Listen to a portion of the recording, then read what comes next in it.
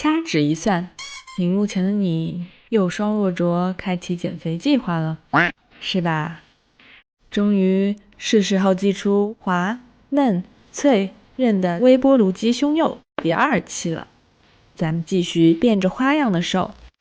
上一期不少小伙伴说做出来的鸡胸肉有一点咸，这一期我给泡澡水的比例做了点调节，还是1瓶矿泉水加2瓶盖盐，调成3%的盐水，可以再加1瓶盖的糖，让鸡胸的口感更加鲜甜。封膜，泡上1晚。至于大神们5%的盐水版本，最好泡1小时澡后就把鸡胸捞出来。现在让我们来揭晓半年前的谜底，做个微波炉嫩滑亲子冻。泡过澡的2块鸡小胸捞出来，擦干水，切小块，碗底铺半个切丝的洋葱，加1勺生抽、1勺味淋、2勺水。鸡肉块铺上去，盖上盖子或者保鲜膜留小口，送进微波炉600瓦叮1分钟，翻面再叮1分钟。2个可生食的鸡蛋宝宝稍微搅散，铺到鸡胸肉上，让它们一起进微波炉，享受2分钟亲子团聚时光。出炉后趁热浇到微波炉饭飞饭上。这个也简单，花菜洗干净，擦成沫沫，不用盖盖子，微波炉600瓦叮2分钟，取出来加点生抽调味。我还随手加了点冷冻杂书丁，拌匀，再叮3分钟，到水分基本收干的样子，就是一份完美的微波炉无忧饭飞饭啦。最后撒上葱花和海苔丝，来，这是你点的微波炉嫩滑亲子冻。半熟的鸡蛋滑溜溜，无油的饭飞饭香喷喷，泡过澡的鸡胸弹嫩嫩，咀嚼的时候牙齿几乎感觉不到纤维。这一碗满打满算也不超过300大卡，但吃了一半我就已经撑了。泡过澡的鸡大胸，我们可以来做个鸡肉蔬菜卷。鸡大胸洗净擦干，沿着1/3的位置横着剖开来，再按着厚的这一片，沿着1/2的位置对半剖开来，就得到了3倍大鸡胸。刀工像我一样捉急的也别担心，隔着保鲜膜给鸡胸进一步松绑，再把花花绿绿的蔬菜切长条摆在一端，借助耐高温保鲜膜卷起来，拧紧2头，记得用牙签扎小孔，不然你可能会得到一个微波炉爆炸鸡胸。别问我是怎么知道的。放进一个容器，微波炉600瓦叮1分30秒，翻面再叮1分钟。出炉后让它自行冷静一会儿，再切成寿司一样的小片。泡过糖腌水的鸡胸就是这么水嫩 biu 汁，搭配蔬菜天然的鲜甜，不用任何额外的调料就已经足够好吃啦。嫌太清淡的话，也可以随手搭配个番茄酱，或是我这个秘制低卡酸奶酱。家中有料理鸡脚肉鸡、挖掘鸡的同学，也可以不用给鸡胸泡澡，我们直接解锁微波炉鸡胸肉的另外2种口感。想吃脆的，那就做个香辣鸡肉脆。3片鸡小胸切块，丢进料理机，加小半勺盐，1勺料酒或者柠檬汁，打成泥，快1大勺铺在油纸上，隔着保鲜膜，感到似曾相识的薄如蝉翼。再按照你的喜好撒一点胡椒粉、花椒粉、辣椒粉、孜然粉、螺蛳粉，送进微波炉600瓦叮3分钟。你看，会透光耶！你听，是心动的声音。这美好的口感，难道真的不是香辣鸡肉味薯片吗？想吃韧的，那就来做鸡胸午餐肉。2块鸡大胸切块，加屏幕上的材料，可以再加一咩咩红曲粉作为点睛之笔，再放点姜片蒜瓣提味儿，一起打成泥。取一个有点方的容器，肉泥全部塞进去，用勺背沾水抹平表面，盖上盖子或者保鲜膜，还是记得留小孔。微波炉600瓦叮5分钟。如果中途想把剩下的蛋黄浇上去，可千万别加水，不然蛋液会沿着侧壁下流，变成这样。问题不大，修一下容，再切成厚片。看这粉嫩嫩的肉肉，觉得能以假乱真的话，请把满意打在公屏上。不加一滴油的鸡胸午餐肉，加进三明治，裹进饭团，做成炒饭或者空口吃，随你选。祝你瘦成闪电！我是贝果儿，下回见。最近突然特别馋泡芙，而且要冰淇淋馅儿的那种。上网买了个人气最高的，表皮软软皱皱，内馅只有奶油，好吃是好吃，但差了那么点意思。我心目中的冰淇淋泡芙，首先得有酥脆掉渣的表皮，冷硬黄油切小块，不用软化，按照1:1:1的黄金比例，跟糖和面粉一起放进料理机，只要1分钟，料理机的声音会变成这样，面糊就会变成这样。刮刀稍微搅动一下，按匀，怼到油纸上，再盖另一张油纸，擀平，冰到硬，酥皮就准备好了。如果把一部分面粉替换成抹茶粉或者可可粉，同理可得其他口味的酥皮。再来是泡芙本体，取一口小锅，加油、盐、糖、液体，我用了1半水和1半奶，牛奶能让泡芙的奶香更足，上色也更加突出。开中火，把锅中的材料煮开，抢在一锅之前，不要犹豫，立刻关火，把过筛好的面粉一次性倒进锅里，不停地搅，搅到顺滑没干粉的时候，重新开中小火，持续翻炒。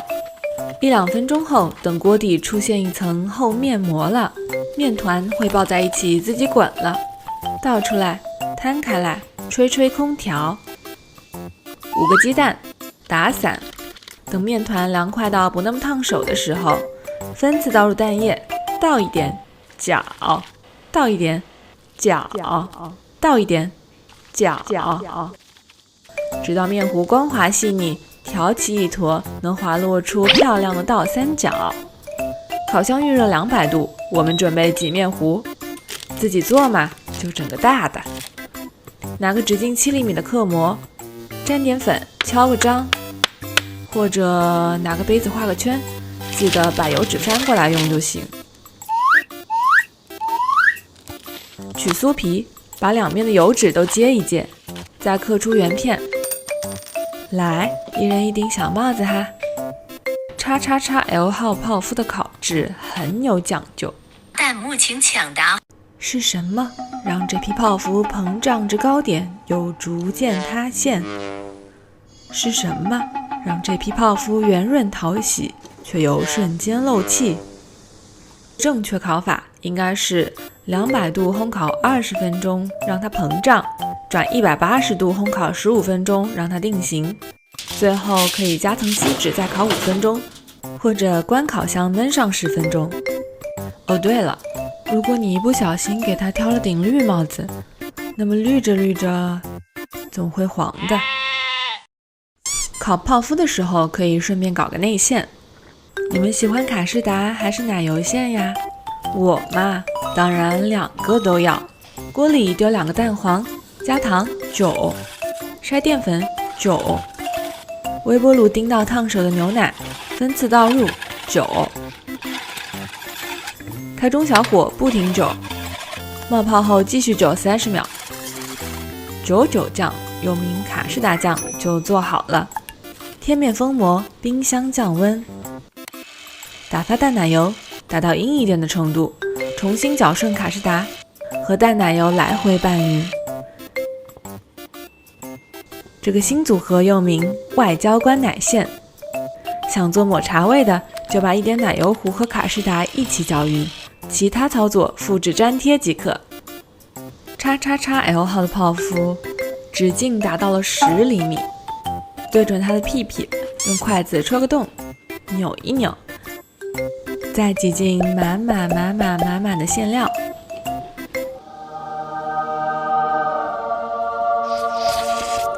它比卡士达更轻盈，又比纯奶油更不腻，空口吃就已经像冰淇淋。还有一种更冰淇淋的吃法，把奶馅挤成圆圆的样子，冰箱冻硬，大泡芙回炉烤脆，在3/4处拦腰切一刀，塞进圆圆冰淇淋，就是正宗的冰淇淋泡芙堡。还是这个比较正宗。表皮酥脆掉渣，内心冰凉顺滑，请把绝子打在公屏。最后我猜你可能对自己的体重有一些担忧，那就烤一炉正常体重的小泡芙，挤奶馅，直接冻起来，吃的时候丢烤箱130度烤5分钟。这样一来，外皮已经酥酥脆脆，内馅还是冰冰凉凉。这么冰的东西怎么会有热量呢？你说是吧？我是贝果儿，下回见。在这一根雪糕动辄几十块钱的年代，你最怀念的是童年的哪个冰淇淋呀？我最怀念的必须是这个雪糕界的鼻祖三色杯。以前就爱它3种口味一次到位，觉得它入口即化，冰爽顺滑。现在学会了看着360度的配料表，才发现都是假滑。那不如自己来做个升级版的三色杯吧，顺便还能搞点副产品。让我们先从久违的万能公式开始：百变冰淇淋液等于蛋黄加糖加牛奶加奶油加叉。公式基础应用：原味冰淇淋，锅里丢3个蛋黄加糖，牛奶用微波炉叮到烫手的程度，少量多次倒进来。开小火，一手垂直拿刮刀，一手拿温度探针，按照蓝带标准手法在锅中画8字阵。等数字调到83到84度时，立刻关火，再咻一会儿。提起刮刀，划到指印，酱汁浓稠，不会滴落。恭喜你，手动完成巴氏杀菌，获得一份英式奶酱。这时我仿佛听见有人说：“可我没有温度计呀。”那就这样隔水开小灶，可以有效避免蛋花汤警告。最后倒进冷奶油，一起过个筛，能让温度迅速降下来。做好的冰淇淋液最好还是贴面封膜，放进冰箱熟成一夜，能让风味更加成熟。提问：从冰淇淋液到冰淇淋需要加入什么原料？会这题的同学弹幕快抢答。如果你有冰淇淋机，到这里就可以全剧终了。很遗憾我没有，那就来个2步走。第一步，冷却浓稠的冰淇淋液，用打蛋器高速打发2-3分钟，到体积膨胀、颜色变浅，和你一样虚胖的样子。贴面封膜，放进冷冻3到4个小时。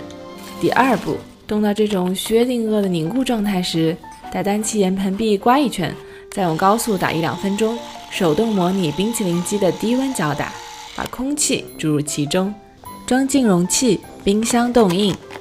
吃之前室温放个5分钟，微微回软，再挖个球。在原味冰淇淋的基础上，我们可以举一反三地获得各种口味的冰淇淋。比如1点糖和抹茶粉搅匀，用原味冰淇淋液分次稀释，过筛，再进行2步走，就是清新回甘的抹茶冰淇淋。比如煮好的英奶，先分次筛入融化巧克力，用刮刀在盆底画圈搅匀，再分次倒入冷奶油，画圈搅匀。贴面封膜，来个2步走，就是香醇浓郁的巧克力冰淇淋。再比如树莓打成泥，加糖熬成酱，直接加到冷却的冰淇淋液中，就是比草莓更酸甜粉嫩。这个得调整下比例，树莓酱也别太稀。2步走，来，酸甜粉嫩的树莓冰淇淋。弹幕告诉我，你最喜欢哪个口味呀？各种口味的冰淇淋都齐活了。但最大的难点来了，这3种颜色是如何做到严丝合缝又界限分明的呢？直到看到这个视频，唉，机器臂暂时没有了，但身为干饭人，我有这个呀。Round 1， 搅打2次的冰淇淋，快进来。好像跟我想象的有一点差距啊。Round 2， 横着搞不定，那就竖着来。牛顿告诉我，可以用重力。操作太慢，楼上这个渗水有点严重啊。Round 3， 不要慌，用刮刀修修边幅，磨磨皮肤，3色杯的样子呼之欲出。其实呢，万能冰淇淋液公式就是基础鹰奶酱加上各种调味。因为蛋黄的融入，原味冰淇淋比原版更黄了一些，但口感也更加醇厚绵密。原味的香浓，树莓的酸甜，巧克力的醇厚，3种口味一次到位，入口即化。这次是真真顺滑。做完冰淇淋，蛋清还能做个副产品。我把平底锅饼干里的蛋清面糊调整了一下比例，搅到光滑细腻。再选个趁手的工具，完美冰淇淋蛋筒 get。 3色冰淇淋，这样吃才最妙嘛。做完蛋筒，我还剩下了一点蛋清，所以下期有人想吃双皮奶吗？微波炉做的那种。我是贝果，记得关注我。嘿，来一碗贝氏独家双皮奶吗？你看，超厚奶皮，顺滑绵密，无敌 creamy， 而且不用洗锅，只要微波5分钟就妥。先来做个基础版。牛奶，我先拿了手边这种最普通的盒装奶，一盒250克的牛奶刚好可以做2份普通饭碗的双皮奶。我们1碗用蒸锅，1碗用微波，上实验。蒸锅的这一份按照传统流程，小锅煮奶，直至微沸，倒入碗中，等待结皮。微波的这一份，直接微波炉600瓦，1分30秒。已经有些结皮。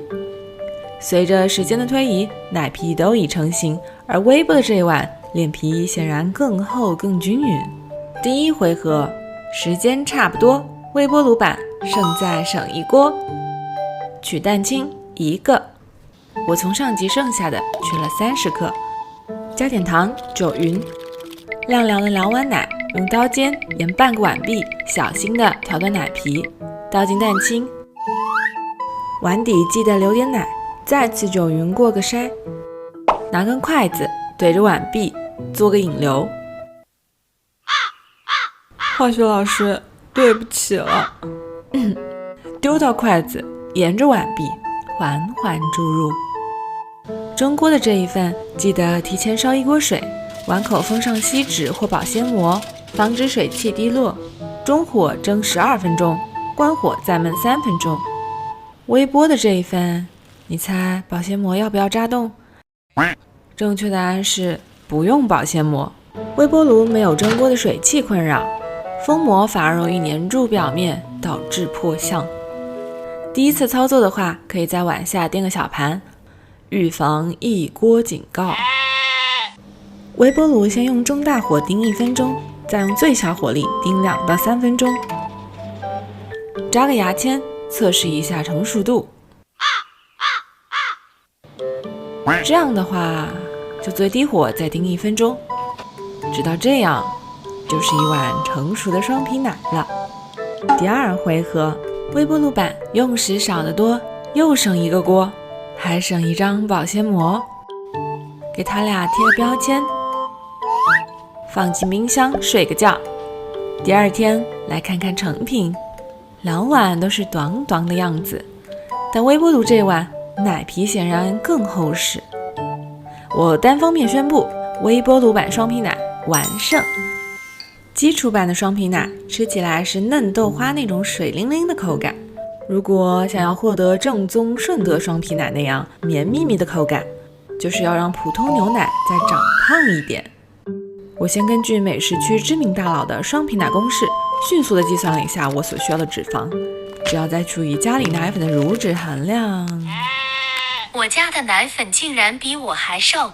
只要再除以新买的奶粉的乳脂含量，就可以获得双皮奶的商业密码。这回奶粉和牛奶先搅匀，再复习一遍微波炉双皮奶的流程：微波加热，放凉结皮，搅匀过筛，再倒回来，二次加热，冰箱静置。看，奶粉版的双皮奶，表皮泛着奶黄，内里依然短短。这超厚奶皮，顺滑绵密，无敌 creamy 的样子，绝对是我的梦中情奶了。好像哪里不对的样子。如果不想特地买奶粉，我也试了用冷冻的方法获得长胖的牛奶。牛奶冻硬后，打开盖子，架个杯子，放在冷藏，让它滴滴滴。先滴出的这250毫升，就是传说中浓郁香甜、微微带咸的冰博克牛奶。用冰博克的方法做出来的双皮奶，质地介于基础版和奶粉版之间，但自带的那一丁点儿微咸，让甜味更加丰富，也让这碗微波双皮奶自带 buff。哦，对了，如果你家有烤箱的话，还有一种方法可以获得厚奶皮。一盒牛奶不用加热，直接跟糖和蛋清搅匀。做双皮奶剩下的蛋黄，还可以再加点料，调成黄金比例蛋挞液，灌进蛋挞皮。想学自制塔皮，请扣个1，下次教你。放入预热好的烤箱，根据屏幕上的时间进行烘烤。哒哒，这完美的一蛋两吃，2个硬币值不值？什么？你问微波炉蛋挞行不行啊？你觉得呢？我是贝果，记得关注我。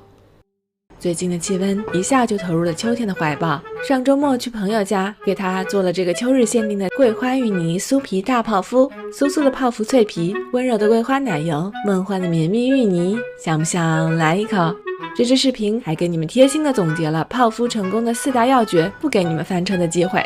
先来做个咖滋脆的梦幻紫酥皮，粉类、砂糖、黄油，按照1:1:1的黄金比例放进料理机，搅打均匀。兑油脂，盖被子，擀平，冻硬，酥皮准备毕。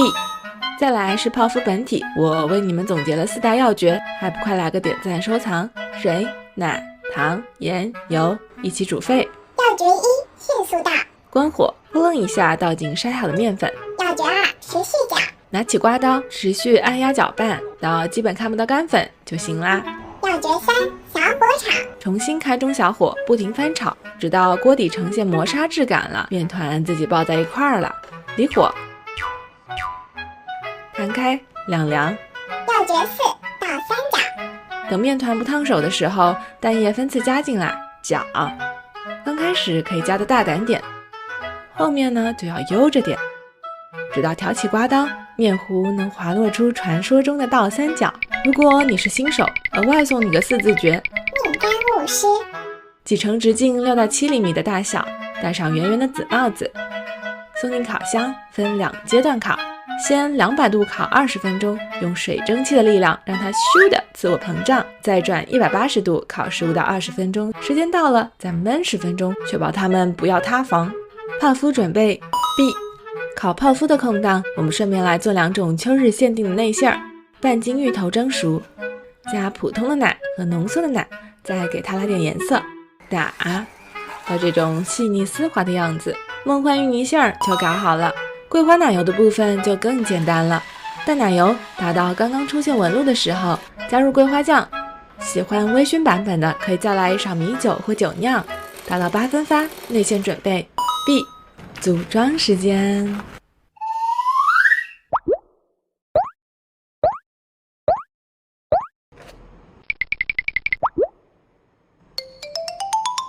哒哒，泡芙酥而脆，芋泥绵而密，奶油里藏着桂花香气的无限温柔啊！张嘴，我来替你们尝一口哈。秋天的这第一支甜品是不是超满足的？同意请扣1。最后留个作业，这一期泡芙的4大要诀，请在评论区自行复习一遍。要是下次还失败，那我做给你吃。我是贝果，记得关注我。你心目中的秋天是什么味道的？是南瓜绵密，还是桂花馥郁？今天我就把它们做进蛋糕里，再加一层乳酪雪顶，秋天的滋味无限浓郁。先来做个超简单的塔底，几片消化饼干，用擀面杖或料理机碾得碎碎的，加融化黄油拌匀，倒进模具，勺背压紧压实，冰箱静置。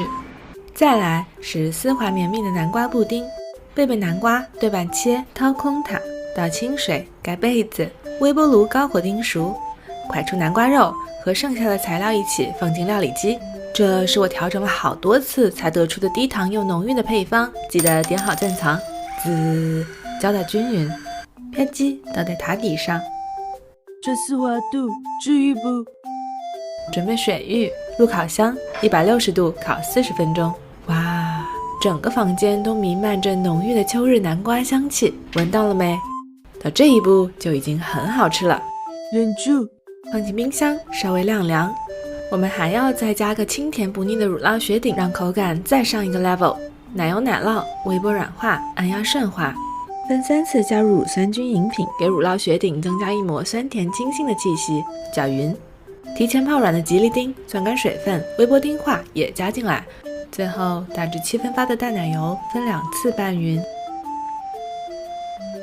挤在冷却的南瓜蛋糕上，抹平，放进冰箱冷藏定型。脱模，切平2头，再切小块，顶上再来一点桂花露，秋日氛围加倍。哒哒，香浓而酥脆的塔底，绵密而浓郁的南瓜布丁，酸甜而清新的乳酪雪顶，大概没有比这更美妙的秋日下午茶了。还想看我做什么秋冬甜品？记得写在评论区。我是贝果，记得关注我。嗨，我是贝果。今天呢，就来把夏天的隔夜燕麦升级一下，来5款适合秋冬的暖心微波燕麦粥。不用开火，不用洗锅，5分钟上桌，冷吃清清爽爽，热吃温暖熨贴。1年前挖下的坑，咱们现在来填。先从一个久违的万能公式开始，微波燕麦碗等于1份燕麦加5杯奶类加调味加任意 topping， 奶呢要分2次加，时间呢要根据燕麦来定。来，带你们认识一下燕麦大家族。燕麦米是一切燕麦制品的起点，当它被拦腰切开，就得到了燕麦 2.0 刚切燕麦；当它脱下外衣，就得到了副产品燕麦麸皮；当它被降维打击，就得到了燕麦 3.0 传统燕麦；当它被降维打击后再碎成小块，就得到了燕麦 4.0 即食燕麦；当它跟其他食材排列组合后，再沐浴糖和油，就是燕麦 5.0 烘焙燕麦。适合做微波燕麦粥的一般就是这3样，它们各自的流程我也替你们实践好啦。1汤勺传统燕麦加3汤勺奶，微波炉中高火先叮2分钟，加入剩余的2勺奶，搅匀，再叮2分钟，焖1分钟。即食燕麦和燕麦麸皮更快一些，都是先加3倍奶类，微波炉中高火先叮1分半，加入剩余2倍奶，搅匀，再叮1分钟，焖1分钟。这种分段加热的方式可以防止局部过热，有效避免微波炉一锅的妈见打现场。贴心如我，是不是值得一个3连？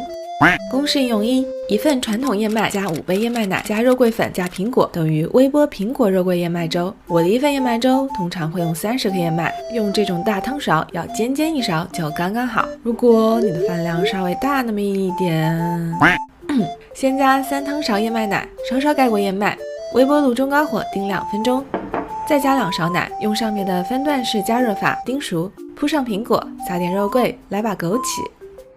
哒哒，燕麦粥底是绵密且略带嚼头的，搭配肉桂的温暖气息和枸杞的养生属性，真的是我的秋冬本命。不喜欢吃肉桂的同学，也可以再复习一下这个奶香玉米口味的。公式应用2：1份传统燕麦加5杯阿华田加咖啡粉加香蕉等于微波香醇摩卡燕麦粥。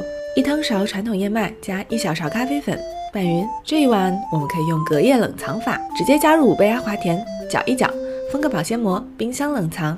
第2天早上你就 get 了一碗隔夜燕麦。想吃冷的就直接上桌，想吃热的再用微波炉中高火叮个3分钟，焖1分钟。撒点可可粉，切点香蕉，铺点坚果，撒点椰子片，哒哒！可可香醇，燕麦温暖，还有浓郁的咖啡提神醒脑，甜糯的香蕉补充能量，一整天的电量已充满。公式应用3：一份即食燕麦加5杯豆浆加芝麻粉加红枣加枸杞等于微波养生芝麻燕麦粥。第3碗我们吃得更养生一点，1汤勺即食燕麦，半点黑芝麻粉，加3勺豆浆。弹幕复习一下，这时候该叮几分钟？加2勺豆浆，搅匀，再叮1焖1，用红枣和枸杞铺一条养生之路，再来点坚果，哒哒！这一碗下肚，本中年少女表示超级满足，仿佛能听见我的头发在说 Nice。公式应用4：一份燕麦麸皮加5杯椰奶加紫薯芋泥加椰子片等于微波芋泥燕麦粥。这一碗稍稍多一步，荔浦芋头加点水盖被子，微波炉高火5分钟叮熟，加点紫薯粉、炼乳和牛奶，用叉子或者料理棒简单搞个芋泥。1汤勺燕麦麸皮加3杯椰奶，再㧟点芋泥，搅一搅，微波炉中高火叮1分30秒，再来2勺椰子奶叮1焖1，飘一点梦幻子，摆几颗蓝莓，撒一把椰子片，哒哒！燕麦软糯，芋泥绵密，椰香浓郁。芋泥脑袋们相信我，有了这一碗还要什么奶茶呀？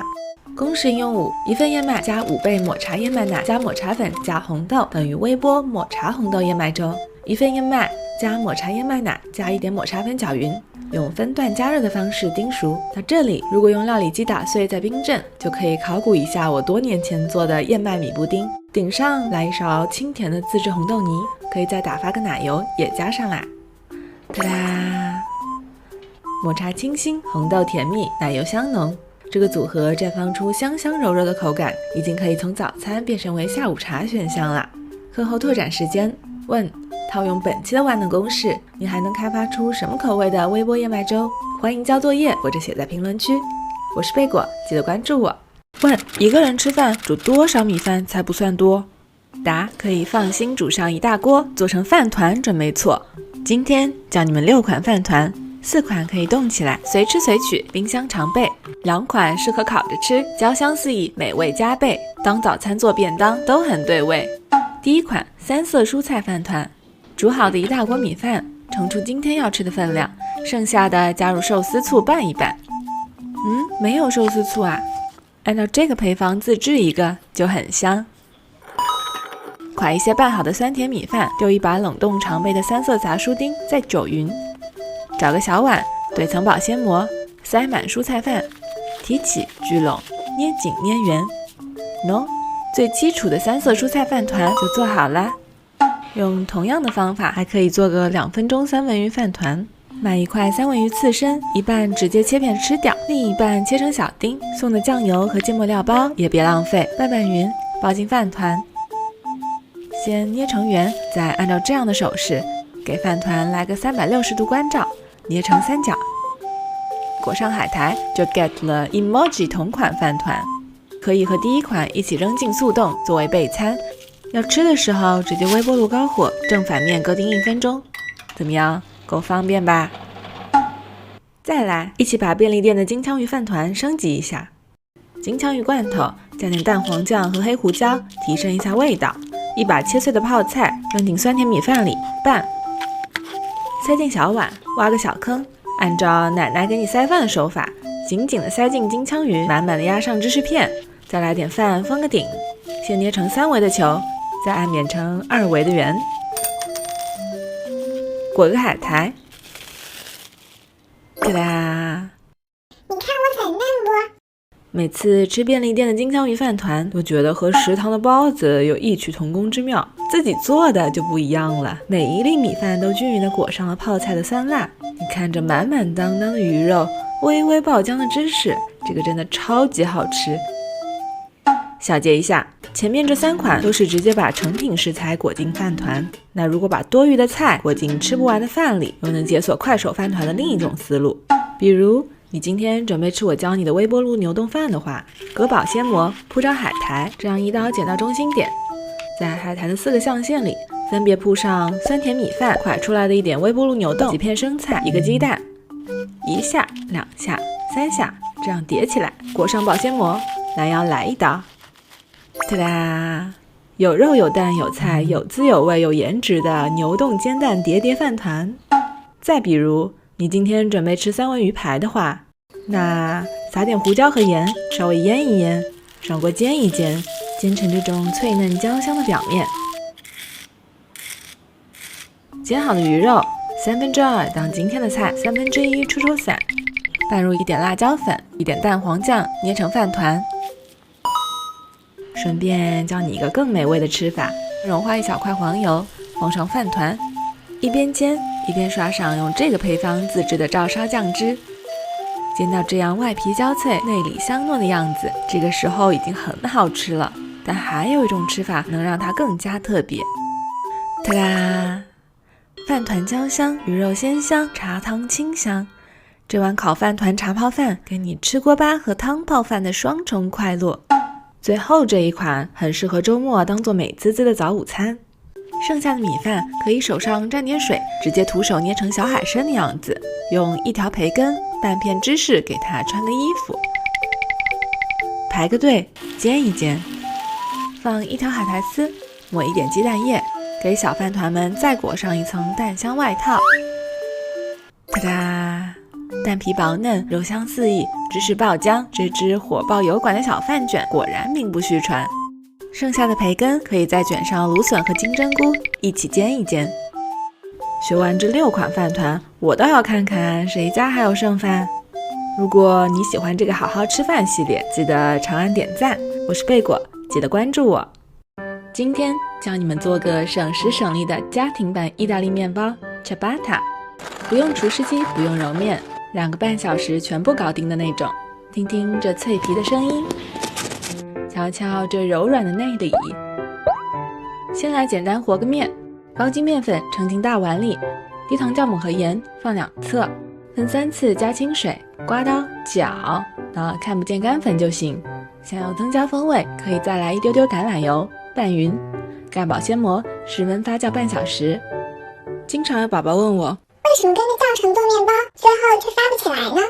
那很有可能是你在加酵母的这一步就搞错了。这样的，到底选哪个才好？其实它们之间最大的区别就是对糖的耐受度不同。趁着面团发酵的空档，我们来做个实验，讲点干货。贝果小课堂开课啦！在含糖量15%的高糖环境下，奶高糖酵母的膨发力明显高于低糖酵母，它就像个爱吃甜食的小朋友，喜欢分解蔗糖，更适合含糖量7%以上的面团，比如日式吐司和甜面包。而在含糖量0%的无糖环境下，奶高糖酵母这边几乎没怎么膨胀，明显输给了左边这2个低糖酵母，而中间这个低糖型酵母家因为添加了5种生物酶，发酵时间更短，表现又更胜一筹。低糖酵母呢，像是懂得慢慢咀嚼的大人，分解的是淀粉，更适合含糖量小于7%的面团。我们今天做的 ciabatta 是无糖配方，我用的就是中间这个低糖型酵母家。发酵完毕，我们继续沾湿双手，像叠被子那样把面团从4个方向拎起来，抖一抖，再这样叠起来，继续发酵，每隔半小时折叠1次，总共重复3次。做这个面包呢，你有大把时间做其他事儿，可以在追剧和做家务的同时，轻松把面包给做好。第3次折叠时，这个没有揉过的面团已经出现了光滑的薄膜，这时候台面撒粉，倒扣出来，面团撒粉，温柔地拉成长方形，切成4份，温柔地转移，让面团最后休息半小时，同时烤箱预热到最高温。时间到了，放1小盆水，面包入炉后再喷点水，制造家庭版蒸汽。220度烤15到18分钟，到表面金黄的样子。哒哒，听听这脆皮的声音，再看看这柔软的内里，内部组织松软柔韧，越嚼越香。顺便再教你们3种吃法。第1种，把橄榄油和黑醋简单调个油醋汁蘸着吃，是最经典的吃法。第2种，摆上我之前做过的油浸小番茄，就是开放三明治。第3种，加入任何你喜欢的材料，就是意式帕尼尼。下一回贝果准备教你们做贝果，想看的评论区告诉我。我是贝果，记得关注我。